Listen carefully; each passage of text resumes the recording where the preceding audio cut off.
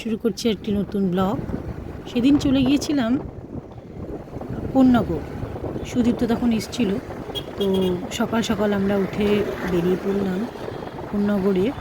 বিভিন্ন নাকি মন্দির রয়েছে, সেগুলো দর্শন করার জন্য। তো সকাল থেকে উঠেই বেশ ফ্রেশ, আবহাওয়াটা খুব সুন্দর ছিল, দুজনে মিলে বেরিয়ে পড়েছিলাম। আমাদের শুরু হয়েছিল রাজরাজেশ্বরী মন্দির দিয়ে। শ্রী রাজরাজেশ্বরী সেবা মঠ নামে এটি পরিচিত। এটি রাজরাজেশ্বরী মায়ের মন্দির হিসেবে পরিচিত। Located in Konnagar, Hooghly, West Bengal. এটি রাজরাজেশ্বরী ত্রিপুর সুন্দরী নামে বিখ্যাত মায়ের, দুর্গা মায়ের তৃতীয় অবতার হিসেবে পরিচিত। ওখানে তো ফটো তোলা বারণ ছিল। যারা আসতে চান তারা কলকাতা থেকে ট্রেনে করে কোন্নগর স্টেশনে নেমে অটো বা টোটো করে যেতে পারে। তারপরে আমরা পৌঁছে গিয়েছিলাম হুগলি নদীর ধারে দ্বাদশ শিব মন্দির দর্শন করতে। খুব সুন্দর, 12টা শিবের মন্দির গঙ্গার পাড়ে, খুব সুন্দর মনোরম পরিবেশ।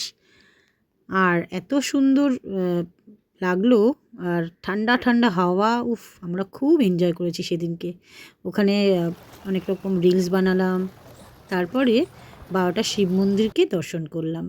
নাগেশ্বর, জটেশ্বর, রামেশ্বর, এই নামে আর কি 12টা শিব মন্দির রয়েছে ওখানে।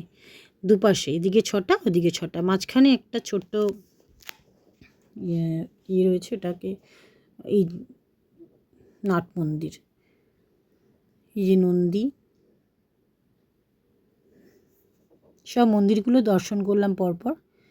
খুব মনোরম পরিবেশ। সকলে ওখানে মর্নিং ওয়াক করতে এসেছিলো, হয়তো সবাই বসেছিল। তারপরে গেলাম ফেসবুক ফেমাস ডেঞ্জার কাপেলের বাড়িতে। তাদের সাথে দেখা হলো। মেয়েটি ভীষণ মিষ্টি ওদের, তাদের সাথে একটু ফটো টটো তুললাম। তারপরে আমরা বেরিয়ে পড়লাম আবার কলকাতার উদ্দেশ্যে। এবারে ফিরতে ফিরতে তো খিদে পেয়ে গিয়েছিল। তখন আমরা কি করলাম, দুজনে মিলে ঠিক করলাম যে সর্ষে পোস্ততে নাকি অফার চলছিল সেই সময়টাতে আর কি। তো 299-এর একটা দুজনে মিলে থালি নিলাম। দারুণ অ্যাম্বিয়েন্স ওখানকার, খুব ভালো লাগলো।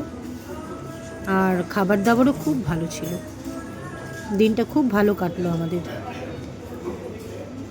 ভেতরে এত সুন্দর করে আর্টিস্টিক মানে কারুকার্য করা। একটা রিফ্রেশমেন্ট ড্রিঙ্ক নিয়ে নিলাম দুজনে। তারপরে চলে এলো আমাদের থালি, 299-এর থালি। কত কিছু রয়েছে, মাটন, চিকেন, দই কাতলা, আলু পোস্ত, ডাল, চাটনি, ঝুড়ো ঝুড়ো আলু ভাজা, কি নেই। খুব সুন্দরভাবে ওরা পরিবেশন করলো।